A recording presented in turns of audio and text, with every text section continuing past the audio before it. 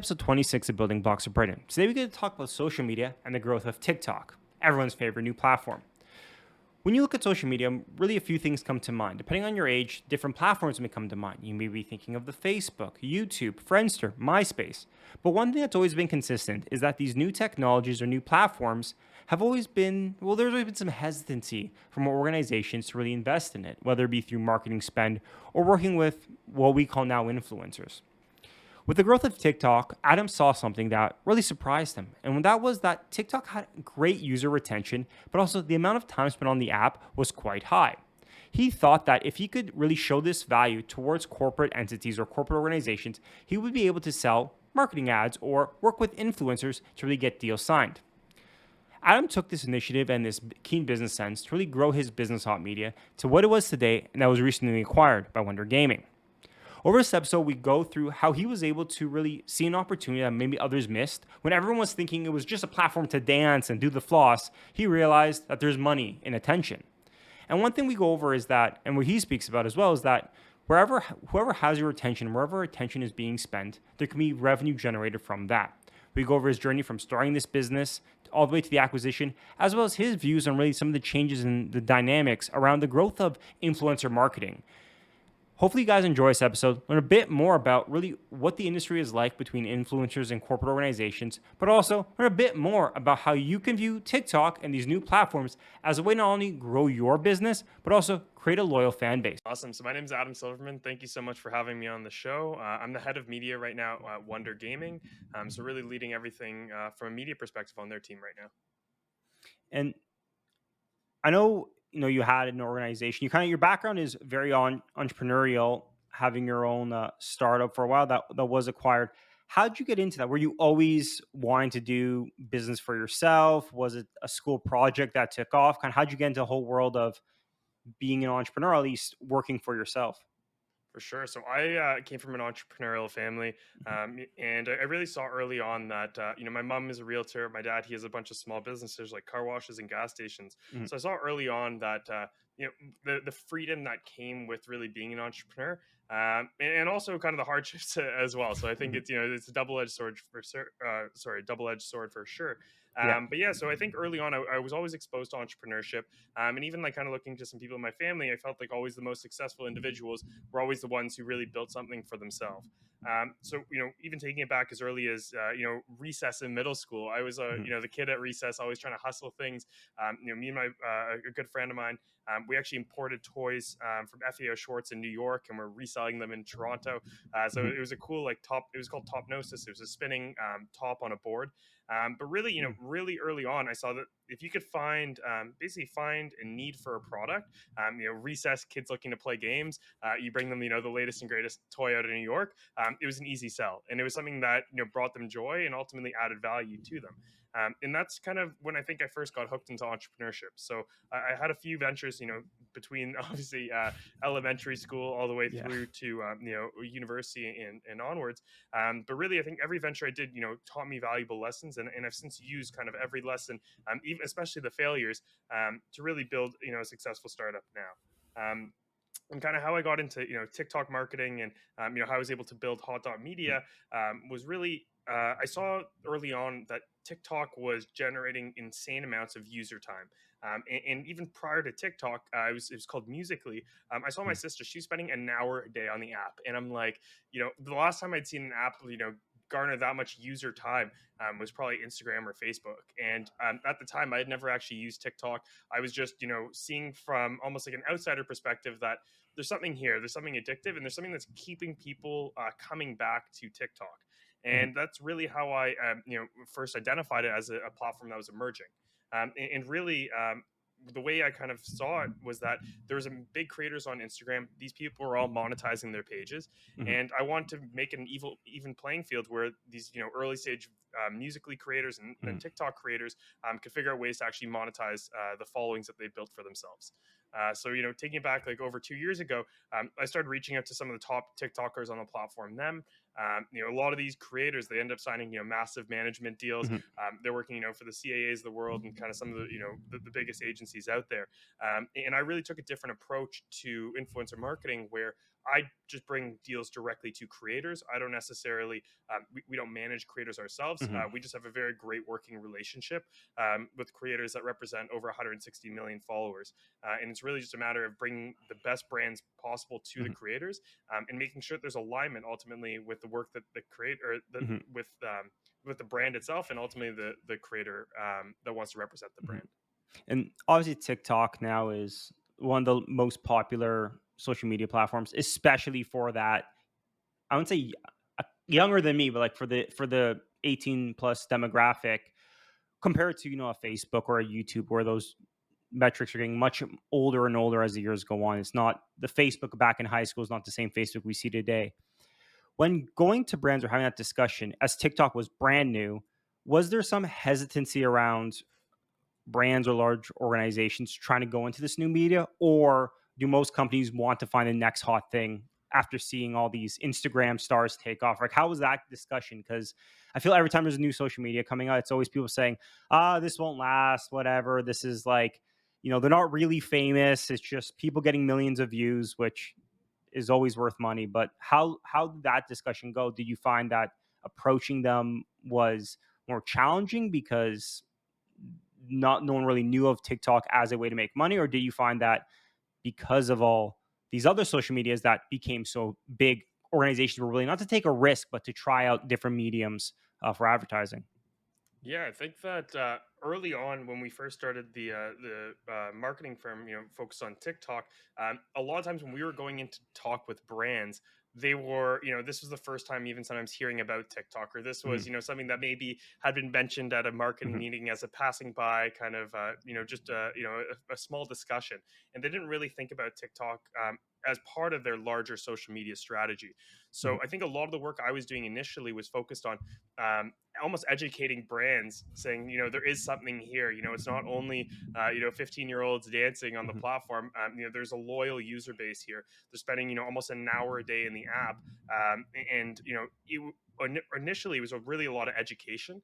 And I would Hmm. say in probably the past 8 months there's been almost a paradigm shift where now the brands are saying, hey, we've seen some of these brands almost emerge overnight on TikTok. We're seeing that large companies, like Aeropostale, are saying Hmm. in area are saying that they basically drove immense amount of sales from TikTok itself. And to me, this is something that is just so interesting. So now brands are trying to play catch up, where some of these almost early adopters onto TikTok, good one's Morphe brushes off the top of my Hmm. head. These guys were there right from the get go, and they were able to really build their presence on the platform almost organically, without really an insane amount of effort. They Hmm. really created engaging content that was native to the platform, and they became almost TikTok first. And I think that's something that now a lot of brands are trying to play catch up. And a lot of times, when I get messages in my inbox, it's brands saying, "Hey, we almost missed out on TikTok, and is it too late? Is there still an opportunity here?" So it's good. It just means that now there's more saturation ultimately on the Hmm. platform. And I think what you touched on is so important. No matter the medium, attention is always worth something.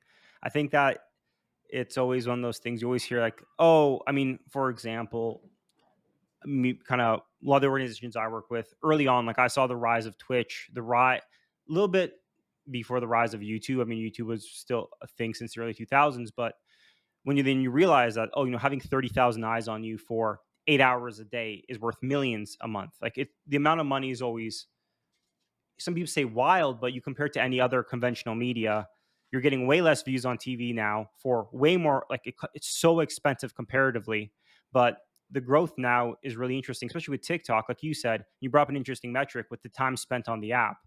I know how wild it was, and everyone who uses TikTok, it's always, oh, I was on it for an hour straight. Like, I know when I first downloaded it, it was the same thing. You're on there hour, 2 hours. It's pretty much just watching a bunch of different um, individuals and different advertisements as the platform went on. It's super addicting, but at the same time, just another medium to get eyes in front of brands. Now, with a new medium, was there ever a challenge?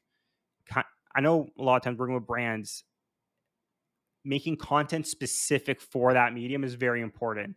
Ads don't transfer over as easy. A TV ad won't really do well on YouTube. YouTube won't do well on TikTok. Was that a conversation you had to have with the organizations, or was that more between the creator and the organization?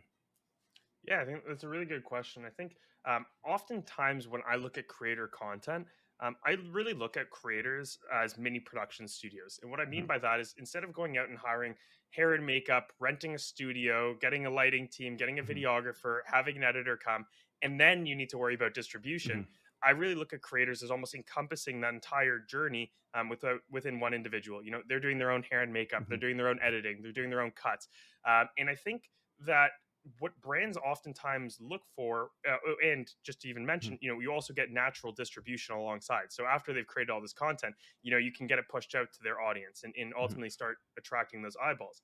But to me, you know, something that I think a lot of brands don't realize is when they go into influencer engagements, they only look at the piece of content that the creators create and post to their channel as where influencer engagements end. And I think that, mhm, you know, yes, it's very, you know, you have a Kylie Jenner of the world posting on her Instagram, it's going to generate a lot of views, it's going to get a lot of attention. But if you don't have the licensing behind that video to actually go and repost it on the Facebooks of the world, the Instagrams, the other paid mhm, channels, then you're basically missing out on a huge opportunity to then utilize that amazing piece of content to further generate revenue for your company. And that's a lot of the conversations I have with brands is, okay, if we're going to work with this creator, we need to license out the content for a certain amount of time, make sure that we can then take that content and utilize it for platforms like TikTok ads, like Facebook, like Google.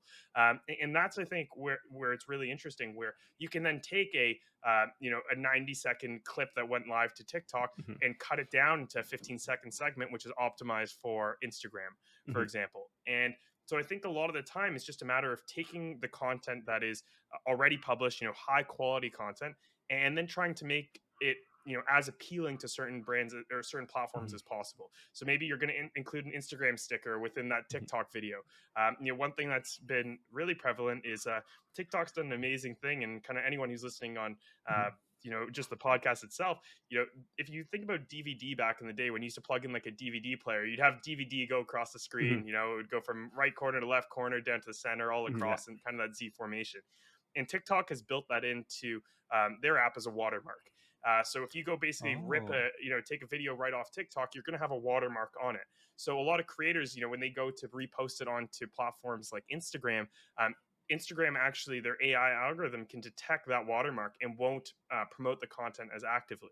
So even like a learning tip, kind of for anybody who's listening now, is basically create video content outside of the TikTok app if possible, Mhm, and then maybe, you know, upload content to the TikTok app and add maybe some, you know, bells and whistles or features mhm, that TikTok's promoting. But that's a big it's a big tip that I recommend a lot of brands to do, because if you can create the content natively outside an app, you don't have that watermark issue, and it makes the content a lot more transferable between different you know, marketing platforms. mhm. Um, so that's one piece of advice. There is also a few other ways to actually get like save the video without the watermark. And you know, if anybody's interested, you know, feel free to reach out, and I'm more than happy to kind of send you over the step by step on how to do so. Mm.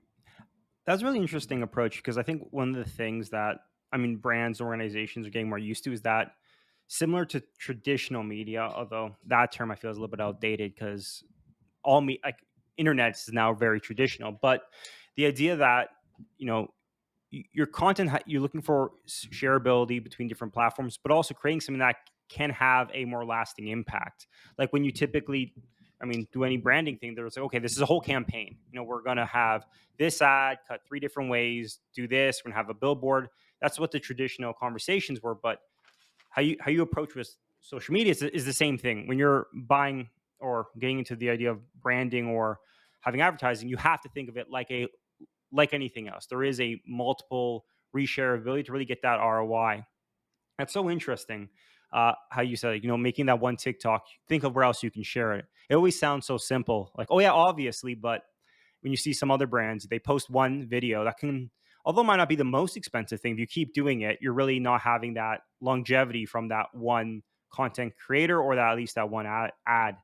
Um, and like we were talking before, there's a lot of organizations that really made a lot of success through TikTok, while others were more hesitant to do so. Did over the past year, TikTok obviously has grown. Influencer marketing becomes more and more popular as more brands trying to integrate it or at least put their marketing spend towards it. When you started versus now, what were some of the big changes? Was the conversations change dramatically? Were brands now more willing to have the conversation, or was one of those things that now that's more saturated, the early adopters are looking for the next big thing? Kind of how has the conversation shifted from day one to today? Something that I've noticed, at least with organizations we work with, and if you Mhm, really think to like Fortune 1000 companies, I would say is they almost all have a person on their team now who's in charge of influencer marketing. And this is something that I think maybe 2, 3 years ago just definitely was not the case.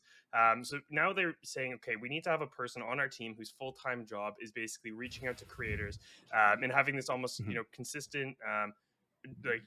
Conversation with creators and so you see a lot of brands now that right on their Instagram they're saying, hey, if you're interested in collaborations, DM us, or mhm, they have a person in charge of basically running these campaigns. mhm, And I think that's a great thing, because if you have a person whose full-time job is making sure that basically they're hitting certain KPIs for influencer marketing, they're taking the onus of responsibility to make sure that content is high quality, it aligns with the brand. I think that's how you're going to see influencer marketing really surpass traditional programmatic and traditional paid advertising as a whole. So I think the institutionalization of almost these influencer marketers internally is great. And when it comes to our particular marketing firm, and now being part of Wonder Gaming, mhm, I think it's great because now we have a person on the team who's already up to speed. They're already fully equipped with everything to do with influencer marketing. We're not having to basically educate them.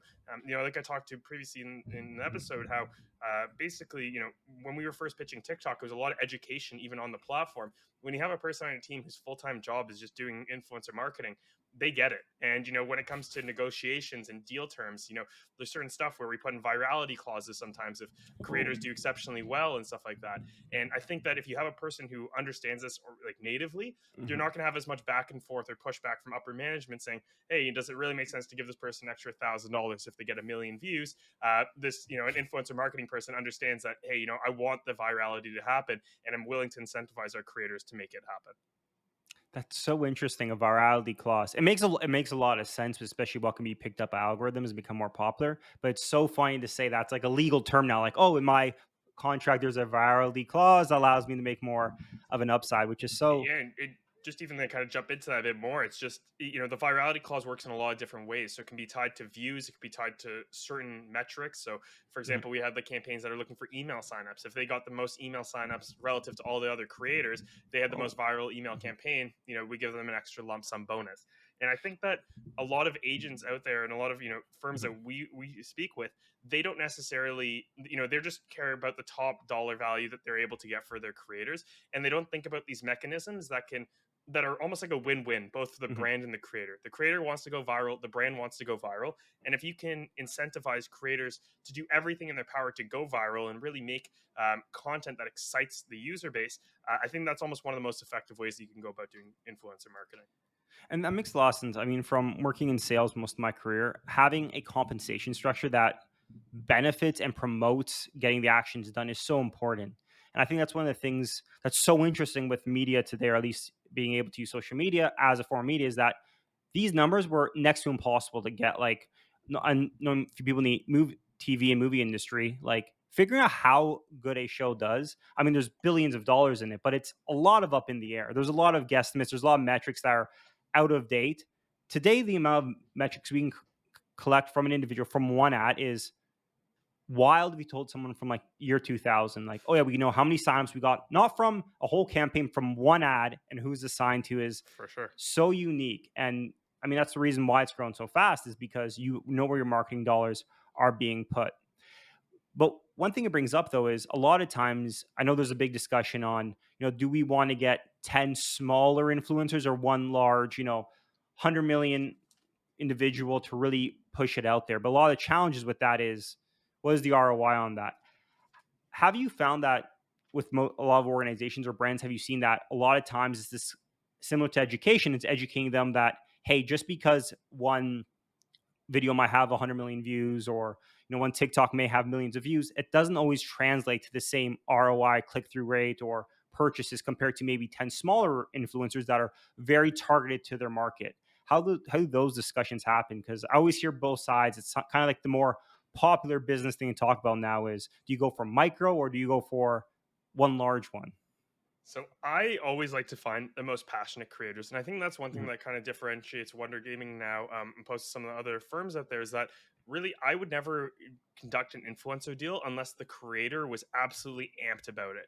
And I think that oftentimes when you have these large creators, they might have, 5, 10 brands in the back of their mind that they're extremely passionate about. And, just off the top of my head, I think I made a tweet a couple weeks ago that Mhm. almost every creator we work with, they're into, they want to get a brand deal with GoPro, Apple, Microsoft, these top Tesla, like, these top brands. Mhm. And I think, these, when you bring a smaller brand to one of these macro creators, they almost, they they're almost overwhelmed by how much work is Yeah. required to actually make the thing explode.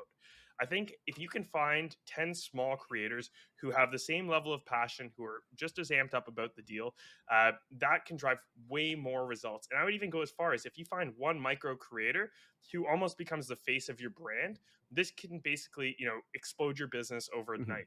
And that's something that I really try and think about is, what is like, who's the one creator who's really going to move the dial here?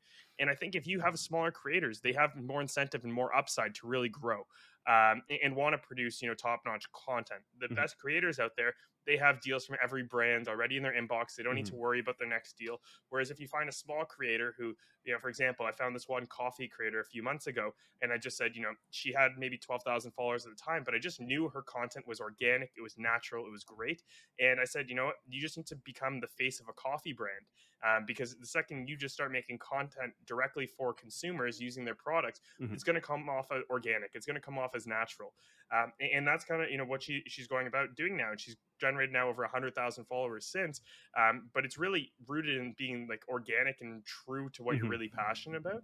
And so I think, oftentimes, like, just to reiterate, it's like the larger creators, it's hard to get them really passionate about, especially early stage ideas. Whereas smaller creators, they're really looking to establish themselves. They're trying to create rapport for themselves. They want to build out their media kit. They want to show Mhm. exactly, what brands they've worked with previously. So they have a lot more upside to want to, give it their all, even if it's a smaller brand. Mhm.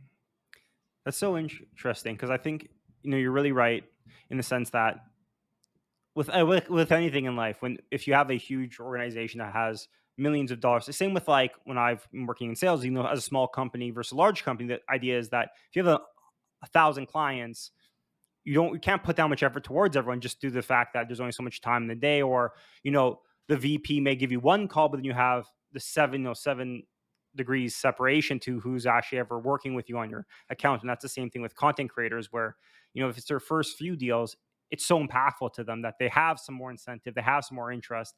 And I think we've seen this with a lot within social media, is that a lot of times smaller creators, they're their population or their audience tends to be a lot more focused just because they haven't had that takeoff or the virality where they become commonplace. They have a lot of people, whether it be within an industry, whether it be in a product, everyone who's watching them obviously likes them, but also likes what they're doing because it made them unique to get to where they are. So I think you really hit the nail on the head there. And it's really interesting to hear kind of from your perspective, how important it is to have someone who is passionate about working with the brand, because I would never guess, and you're right, especially with those clauses within the contracts, having someone who really puts that extra effort in can make such a big difference because you never really know what will take off and really what will be possibly a future for the brand or a face for the brand, or even who might become larger in the future. It's a really a little bit of the Wild West early on.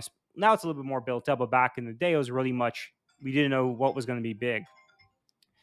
Did you, as TikTok became, I guess, more and more professional, was the like getting content creators more difficult then? Like, was there more offers out there, or was it one of those things that it still was not, like, in my point of view, TikTok is pretty mainstream, but I'm also, early 30s, right? So like to me, that's still a little bit my generation still. It's like I was very aware of it.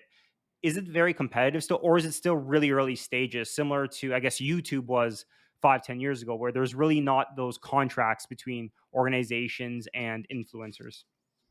So I would say, in when it comes to pricing, TikTok is still the wild west. I see, the pricing differences I see across creators really boggles my mind sometimes. Sometimes I'll see, creators with 8 million followers, they're at $1,000 per post. I see then creators with 500,000 followers and they're at, $2,000 or $3,000 a post. So I don't think, Mhm. I think the influencer marketing aspect of TikTok is still in its infancy.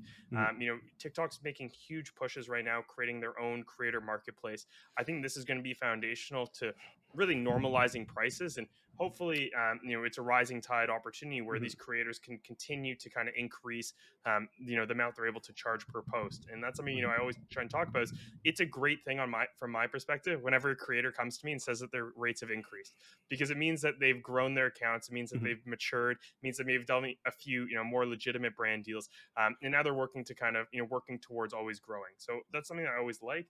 And really, I would say that we're still like in our infancy in a lot of regards, but a lot of creators have done an amazing job at leveraging their TikTok to grow additional channels. So I think Hmm. from that piece, we're maybe not necessarily in our infancy. There's some creators that have really been almost like the face of the platform, and now have grown ancillary channels that Mhm. represent significant source of income for them.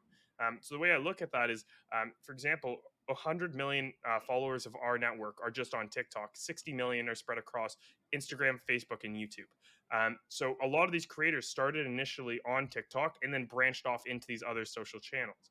So I think it's really an interesting place where now there's multiple streams of income as well. These creators that might have a year ago only been TikTok only Mhm. creators now can add bundles onto their price point, saying, hey, we're going to include an Instagram story here, we're going to include Instagram Oh, posts, we're going to smart. include a share to our YouTube. And that is actually increasing the value of the creators. And kind of bring it back to our initial where the Mhm. conversation started.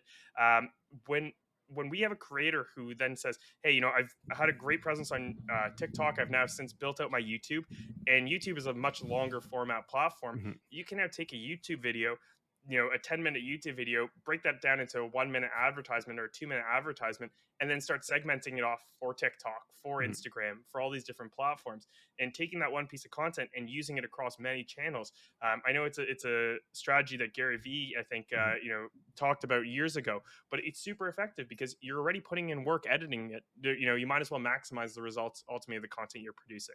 So I Mhm. think it's to basically synthesize everything I Mhm. said. I think that it is still definitely TikTok is definitely still in its infancy. I still think that Mhm. there's opportunity for creators to explode on the platform and even make careers out of it. I see creators every day popping up with 4 videos, and then their fourth video gets Mhm. 350,000 views or whatever it is.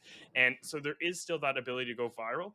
The one piece I would say is that there's more content going onto the app than ever, so it's more competitive than ever. So really, the quality of content as a whole has increased, I think, over the past year. Mhm. Whereas low fidelity, kind of easy content maybe a year ago would have been just enough. Whereas now, I think there's such maturity and the evolution really of Mhm. creators, and basically the tools they have access to and how they kind of think about content Mhm. creation almost as a full-time job.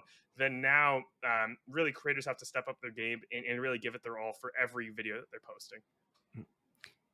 That's so interesting. And even looking back from when I started using TikTok or even Instagram or any other social media platform, how the quality of content dramatically changed as it matures. You look at older YouTube videos, it was like all vlog style. Now they have legitimate movie studio setups. They're on set. They have 5 editors on their video, and it's the same thing. And it's so it makes it so much more competitive.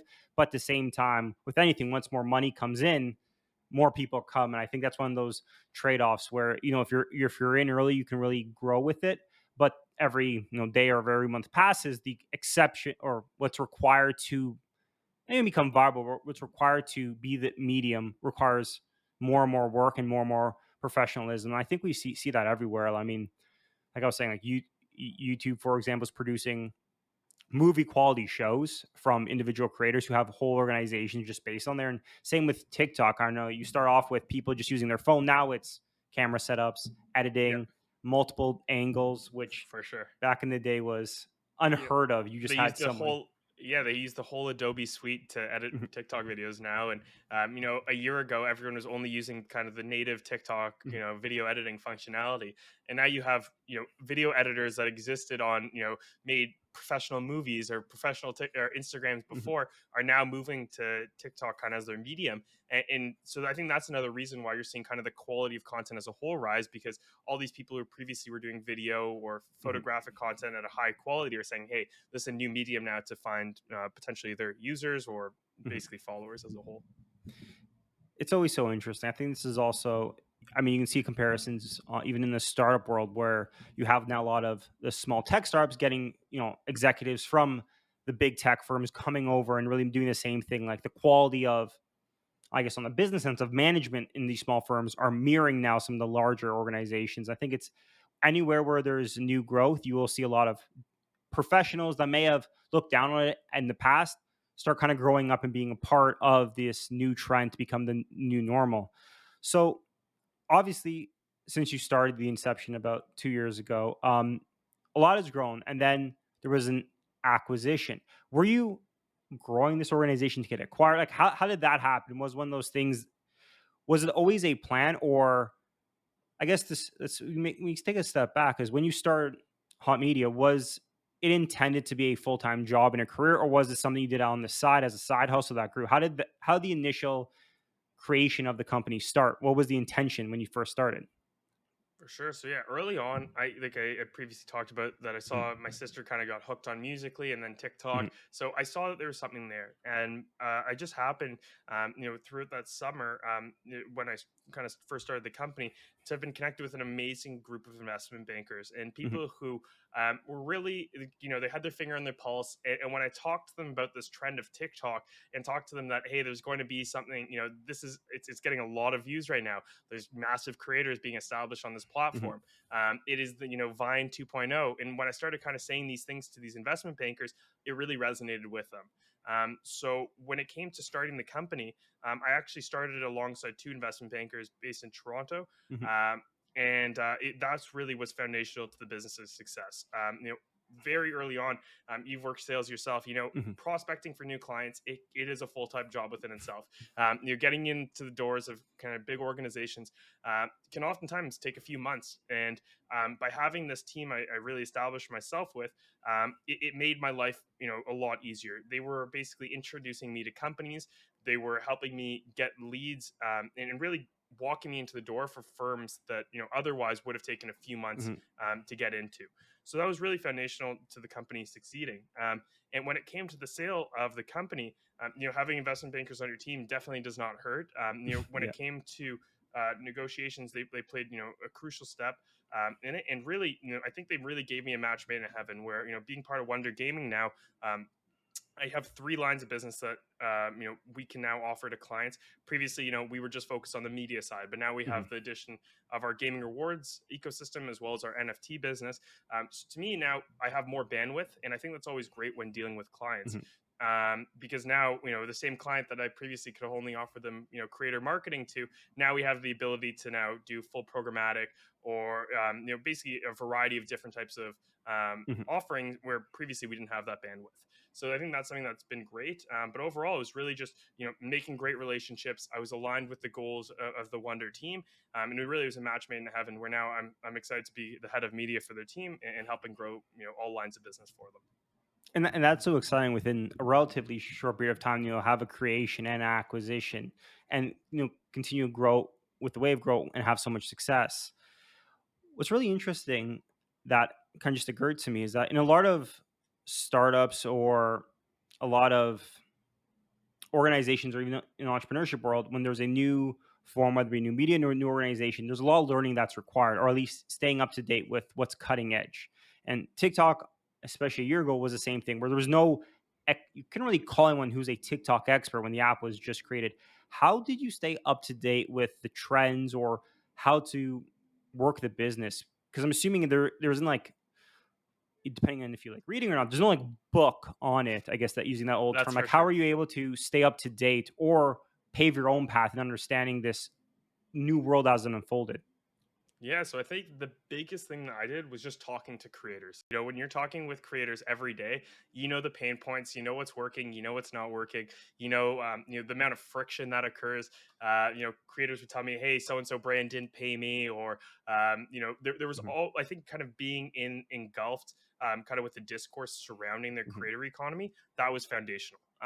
When it came to particular resources that I liked to learn more about, mhm, I'd always look to Colin and Samir as people who one day aspire to be on their mhm, podcast. I think I tweeted that out a few months ago, mhm, but those are people who really made the creator economy digestible for me. And by bringing on kind of the talent that they bring forth to their podcast, it was just showing that the conversations I was having with these TikTok creators were also very relevant to some of the macro creators that they were bringing Mhm. onto their show. So that was, I think, something very interesting. The TikTok team has been helpful. They host events, they host different info sessions, stuff like that surrounding their platform. So that's always like a great. Mhm. Whenever they host events, I feel like I'm always just like a sponge, just trying to Yeah. take in as much information as possible. Just because by having your finger on the pulse, you kind of know what the next kind of steps are in terms of the development. Um, Mhm. I think the last few pieces, Twitter's amazing. The creator economy's talked about greatly on Twitter. So just by like following kind of the right individuals, being in that type of discussion has been extremely helpful. And the last piece is just podcasts. I think just literally, if like there's a time where I just look up TikTok in the podcasts, on the podcast app, and anything that would come up, I would just listen to it. And some of these interviews, for lack of better words, weren't the best, but you're still hearing interesting viewpoints. You're still hearing kind of the pain points that some of these creators were facing on a day-to-day basis. And I think that's what rooted a lot of the decisions in my business, were kind of hearing firsthand, like the creators sometimes just weren't happy, and I'm like, I should be doing everything in my power to empower everything, to empower the creators, as well as make them just feel excited about working with brands. And by seeing that firsthand, creators were doing deals that they weren't necessarily passionate about, I really want to change that. And I think that was something that's just foundational, and ultimately, I think helped me navigate the whole kind of the whole creator economy, was just making sure that I'm bringing creators the best brands possible. Mhm. And I mean, that makes a lot of sense. I think no matter what industry you're looking in, if you can solve a problem, there's value there. And no matter how niche it is or how new it is, if you're solving problems, you're really bringing value to bring value to the world. And like and what you touched on, I think is so important is listening to many different perspectives as well. I think one of the challenges when I hear, other entrepreneurs speak is that a lot of times, especially if they're in a new industry, they'll listen to individuals from a different industry and kind of take only their advice because they've had success, which I think is important to listen to other individuals, but at the same time realize that, especially if you're in a new medium or a new business, that nothing really translates the same always. Especially within tech now, like experience from 5 years ago is important, but it's completely different today. And you obviously know with social media marketing, like TikTok wasn't really around 5 years ago. So if you had an individual who talks about how to go viral, that is almost impossible to do their methods today, especially with how much the algorithms have changed and how different content has been. Going forward, obviously, different social media keeps growing, becomes a bigger part. Kind of looking in the future, what are some of the changes you see happening within this whole digital landscape? Is there some, yeah, I guess in your point of view, what are some of the big changes you think we'll start seeing as it becomes more mature and keeps growing? Yeah, so I just wanted you to highlight that these are my own opinions. They're not that of Wonder Gaming. So Mhm. this is not like forward-looking information or anything like that. But this is kind of my own opinion. I think the creator economy is going to have a few big shifts in the next 5 to 10 years that I'm very bullish on. One big shift, I think, is creators, and you're seeing this with certain creators like Josh Mhm. Richards, are going to be part of massive organizations, and they're going to own meaningful equity stakes in businesses. So you see, like Animal Capital raised a great, I think, an oversubscribed round. You're seeing now creators are going to start taking equity in businesses because they have natural distribution, and I think this is something that it's a trend that I know is coming. I've seen kind of deal terms where Mhm. creators are now getting involved in the cap table of certain startups. So to me, I think that's a very interesting opportunity, and I think that you can the innate value for these creators, and this, I don't know if I'm the first person to say it, but I definitely want to emphasize is the bio real estate. So the real estate, after, if you think about somebody's Mhm. page, when you click on somebody's Instagram page or your TikTok, the first thing that you see is somebody's bio. And to me, I think there's a ton of value in that bio because it's a real estate, it's literally real estate. So if you look at like Addison Ray, for example, all the Mhm. brands that she has tagged there are brands that she owns equity in. or her own brands. Oh Same thing with wow. Kim Mhm. Kardashian. Same thing with a lot of creators. So you don't subliminally, you don't even realize this. But I think what you're going to see is this bio real estate is going to become extremely valuable. You're going to be able to equate a value to this real estate. So, for example, you could say, "Hey, this billboard on Josh Richards' page, or whatever, enter in blank creator, is worth $5,000 a month because it's going to generate X amount of views." Mhm. Oftentimes, a profile gets more views than the posts themselves.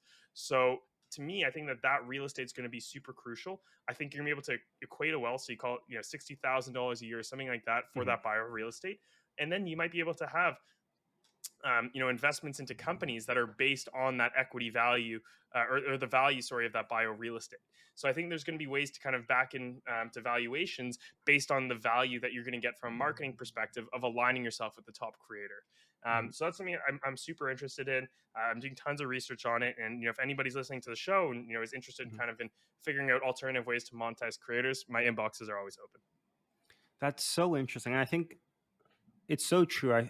As times have changed, they always call it the attention economy, but getting eyes on a product is always important. There's always value, and as we see the numbers, I think I found it interesting. I was listening to some other conversations where like old TV shows. It was like, oh, CBC, or it was like not CBC because that's Canada, but like 30 million views, or it was like, oh, this when this show came out, it was like, oh, 27 million views. TV, kind of knowing some thing about TV industry, that is unheard of today to get that many eyes on a live program anymore, just because there's so many different forms, so many different things, and on social media or the same thing with page views. That's very doable. Obviously, on you have to still be a huge content creator, but the ability to hit those numbers is so much more doable on these other platforms, just as the conventional media isn't the same. Like as today, and I mean, we've seen that with TV numbers extremely, with everyone kind of moving more and more, as we said, to like different types of marketing, different ways to get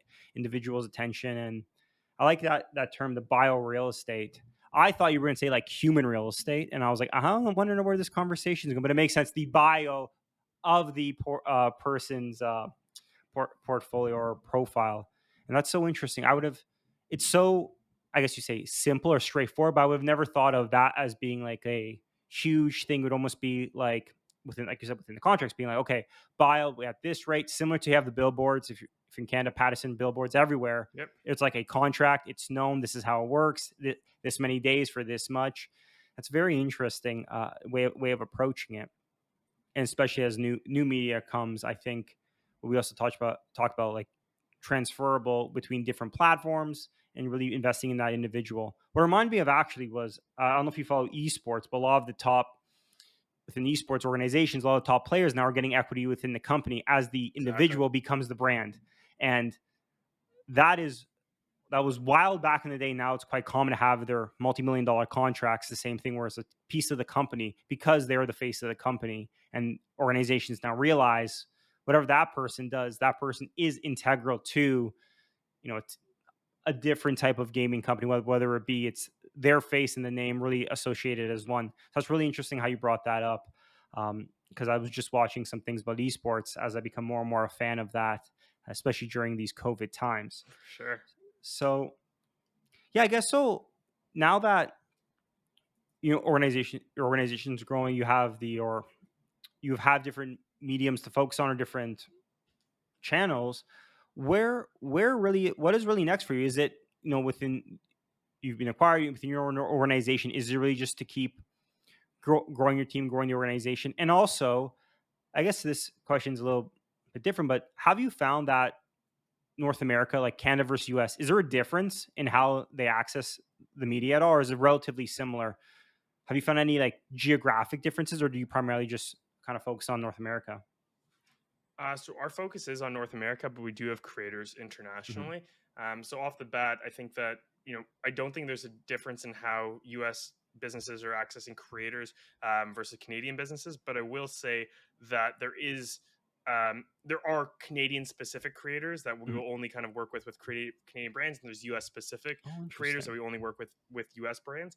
And the reason just comes down to geographic information of their followers. So within Hmm. TikTok's creator portal, you can basically see exactly where your followers are based. So this is something that's like foundational. Whereas, if a brand is saying, "Hey, we're only available in these certain geographic areas," then the conversation becomes, okay, who is the best creator in those geographic areas to represent the brand?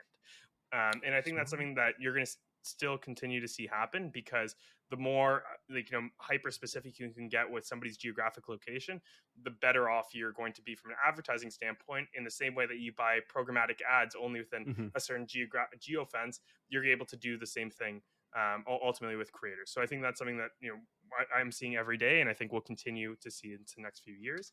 Um, as it relates to the Wonder Gaming acquisition, yeah, so I'm leading media for their team. I'm excited to keep on working, with large Canadian and U.S. brands, and ultimately, my whole goal is just to keep on, increasing the value of the creator economy. Like, I'm very bullish on the creator economy. I think Hmm. it's going to be here for 5, 10 plus years, and I think that as long as I can align brands properly with ultimately creators, there's going to always be work for us. Just because figuring out that kind of middle piece of who exactly the best creator is to work with your Hmm. brand, it's more of an art than a science. I think that you Yeah. base a lot of it in science. You can have a million demographic and geographic information points. I can look at every audience in Facebook and TikTok and all these different platforms, but what it Hmm. comes down to is, if there isn't good alignment, then the campaign will never be successful, or the promotion will never be successful. And so I'm excited to just keep on booting forward doing that. And that's so true. Just that alignment is so important, whether it be anything in life. And I mean, I think organizations know because they talk so much about culture and cultural fit when you hire someone, and bringing on a brand or an influencer is the same thing. If having that alignment is so important to get the message to resonate across their audiences. And we've seen many times if there's a bad fit, it's super obvious. And the Reddits, Reddit always Oh, for blows sure. up They with, always find out. they always find out, and you're like, oh, this. And I think what we talked about, really the idea of it as becomes more mature, having access to the data is so important, but also understanding how the economy works in regards to which brands will align with which creators, and then obviously fostering those relationships.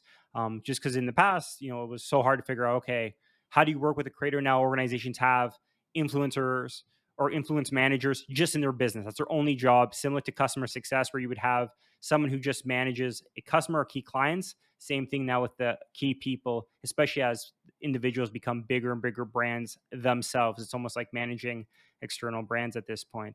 So, it was great connecting. I mean, your story is so interesting, especially how you were able to really kind of create a business in regards to connecting two worlds that never were really that easily connected, and that really being the large organizations and influencers, which everyone always, I mean, I talked to a few people who they're technically influencers. They wouldn't consider themselves that. They don't like that term sometimes, which is always funny depending on what media they're on. They were like, Sure. I'm a YouTuber, I'm not a TikToker, or I'm on TikTok, I'm not on YouTube. It's funny how that conversation goes, but it was interesting how you're able to make it a lot clearer for these individuals to really make sure that no one's getting, everyone's having a fair deal in regards to getting business done. So if you want to follow you or follow your story, what's the best way for them to learn more about you? Yeah, so on Instagram and Twitter, I'm ATOM, so Atom Silverman, and on LinkedIn, every other platform, I'm Adam Silverman, ADAM Silverman. So feel free to reach out to me there, and more than happy to kind of answer any questions that come in my inbox. For sure. Thanks so much, Adam.